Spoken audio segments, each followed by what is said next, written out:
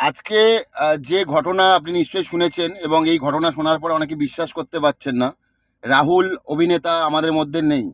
কি বলবেন ব্রাত্যদা? মানে সত্যি অবিশ্বাস্য। আমার সঙ্গে দিন কয়েক আগেই দেখা হয়েছিল একটি পডকাস্টে, হুম। এবং হয়তো এটাই ওর জীবনের, ওর ভীষণ জনপ্রিয় একটা সিরিজ, সহজ কথা তার পডকাস্ট। সেই পডকাস্টে এবং অনেক কথা হলো, সিনেমা, থিয়েটার, সাহিত্য। তার দুদিন পরে আমায় ফোন করলো রাহুল। হুম।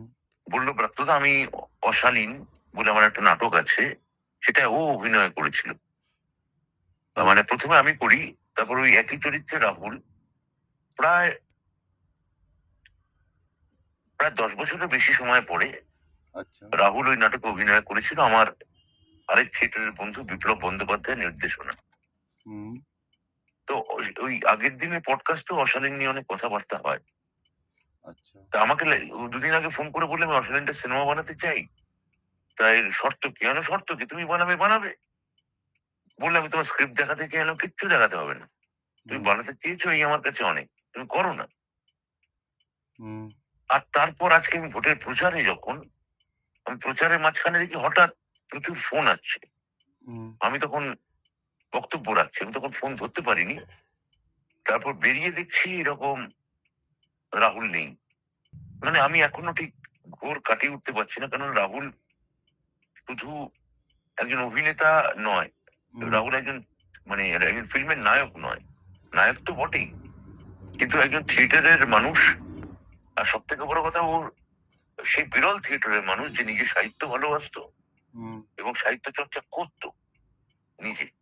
হুম। অনেকগুলো বই আছে রাহুলের, এবং রাহুল মানে এমন এমন সাহিত্য নিয়ে রাহুলের সঙ্গে আলোচনা হয়েছে হুম।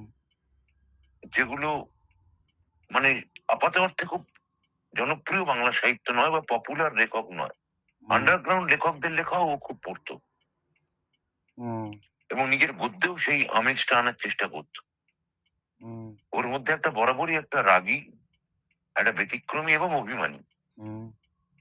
এই দুটো সত্তা কাজ করতো। এবং পরে আমি বুঝতে পেরেছি যে বাইরে ও যেটা হয়তো রাগী বলে দেখাতো, আসলে ও খুব নরম স্বভাবের ছেলে।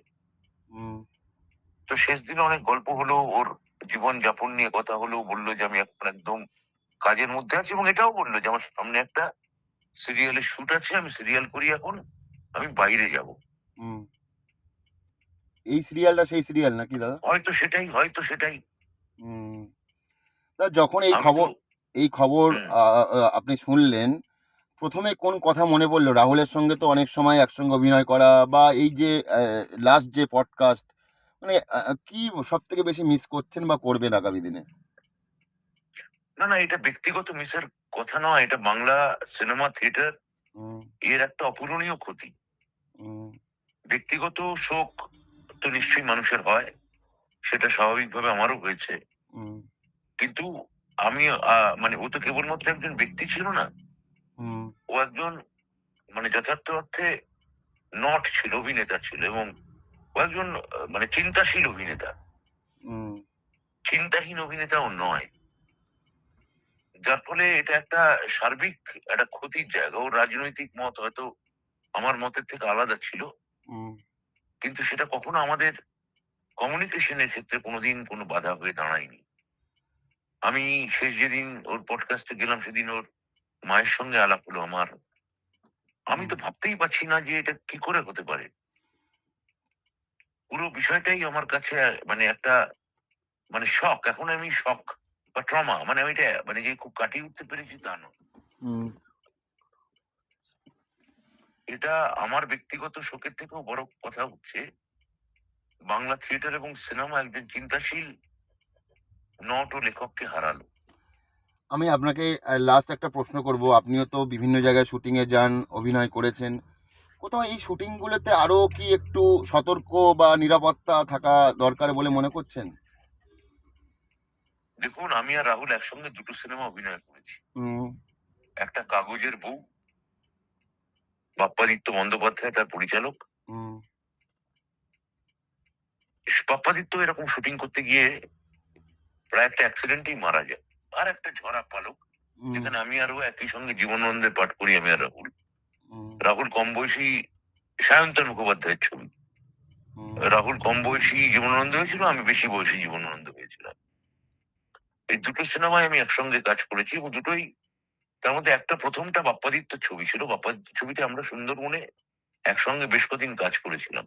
হুম, এই শুটিং গুলো দেখুন, সতর্কতা বা ইত্যাদি তো অন্য কথা।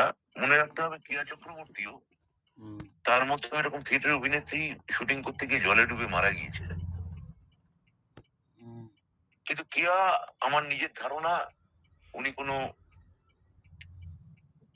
সুরক্ষা নেননি, হুম, কোনো প্রতিরক্ষা নেননি, ওপর থেকে ঝাঁপ মেরেছিলেন।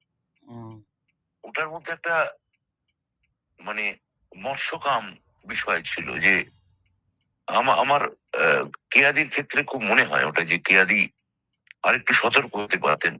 হুম, রাহুল আহ, তো নিজে নিশ্চয়ই সতর্ক, কিন্তু কি হয়েছে তো জানি না।